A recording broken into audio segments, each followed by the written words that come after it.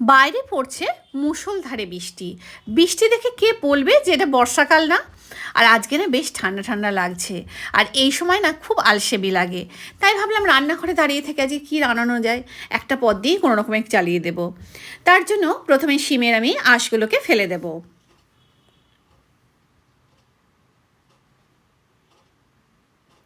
তারপরে এগুলো ছোট ছোট টুকরো করে কেটে নেব।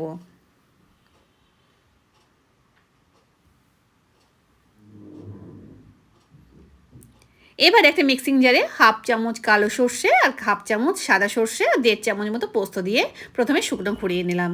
তারপর দেবো 2টো কাঁচা লঙ্কা, 4 চামচ মতো নারকেল কোড়া, দেবো স্বাদ মতো নুন, অল্প হলুদ আর সামান্য জল। এবার এটাকে ঘুরিয়ে নেব। একটা বাটির মধ্যে শিমগুলোকে নিয়ে নিয়েছি, এবার এর মধ্যে পেস্টটা দিয়ে দেবো।